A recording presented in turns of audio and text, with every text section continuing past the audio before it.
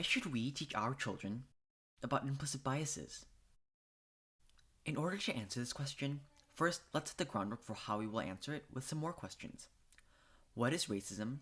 How is it different from implicit biases? And are implicit biases harmful? First of all, what is racism? Stephen O. Roberts, the director of the Social Concepts Lab, part of the psychology department in the School of Humanities and Sciences, once said in an interview, "People often define racism as disliking or mistreating others on the basis of race.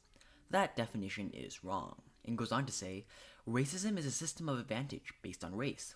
It is a hierarchy. It is a pandemic. Racism is so deeply embedded within US minds and US society that it is virtually impossible to escape." So here we see what racism is in the context of our country. It's a system, and an unfair one that's subconsciously embedded in most of us. In fact, it's the very system that allowed the US to rise to power, starting when Columbus first mistreated the indigenous people. Unfortunately, to get rid of racism in America, in a lot of sense, is to redo America, because it's always been at the roots of our country, which is why Roberts says that it is virtually impossible to escape. Now, what are implicit biases? Implicit bias is something closer to what your original definition of racism may have been. The bias, or advantage or disadvantage you give someone in your mind before you get to know them, not based on their personality, and in this case, solely based on their race. Now that was an easy answer, but are implicit biases harmful, or can they be? It's very possible that you're thinking something along the lines of, sure they can be, but not all the time. Now you're not wrong at all, but here's the thing. Almost all implicit biases will at one point or another be incorrect, because no two people are alike, and we are simply too complex to be able to be categorized into just a couple of groups. And many times they have to do with fear. Let's take a look at what Daryl Davis has to say about this.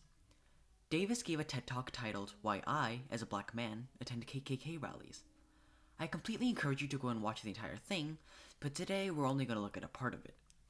Davis, an African American, was conversing with the national leader of the Ku Klux Klan, otherwise known as the Imperial Wizard, get back to that later, or more recently given the unofficial title CEO of Racism by YouTube comments, in hopes to answer his question, "How can you hate me when you don't even know me?"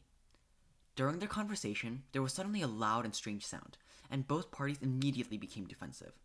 Neither one of them talked, but they both knew that the other one had made the noise.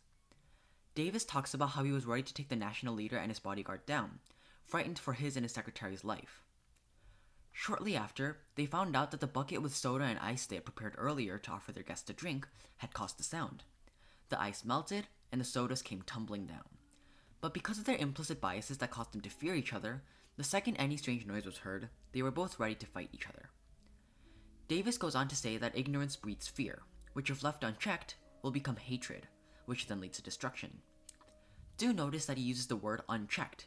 Implicit biases in themselves are not necessarily bad. Part of the way we form our identity within society is by making ourselves part of a group. But it's crucial we know that we have them, and that we can identify them in our lives, and keep it to a healthy level, and only use it when it doesn't harm others, meaning that at the end of the day, you give everyone a fair chance. Because when it is kept unchecked, they can become a huge source of destruction, perhaps the biggest. What can we do? First of all, we can take time to reflect on ourselves and identify our biases. Once we do that, we need to consider the potential dangers of them. Could you be hurting someone with it? Could you be blocking people who could be helping you from your life? Number 2, raise our kids in a way so that they know how to go about implicit biases and how to check them. And make sure that they know about it. If you don't directly define something to your children, in this case implicit bias, then the world very likely can define it in an unhealthy way. Number 3, encourage others to do the same. You can tell pretty much anyone you know about implicit biases and how we need to keep them in check, because we all have them. So why should we teach our children about implicit biases? Because we all have implicit biases and we all fall at risk of hurting others because of it. And in order to ensure that this doesn't happen, kids need to know since a young age that the color of someone's skin means absolutely nothing about who they are, both so that they won't judge others on that basis, but also so that they won't take it personally if they ever experience it themselves. The reason white children especially need to know about this is that our country has made a system where all white people have an advantage, whether you like it or not. So these are the people who need to cooperate if we really are to eliminate the racism that runs through our American veins. And on a personal note, I truly believe that these kind of problems would be so much less if we would just love each other a little bit more.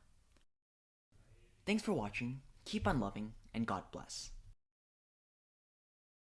Oh yeah, and about the discussion with Imperial Wizard, it's really an amazing story. Once again, the TED Talk is titled Why I, as a Black Man, Attend KKK Rallies, and you should really go watch it. It's on YouTube. And speaking of wizards, that brings us to the sponsor of today's video. Thanks to Raid Shadow Legends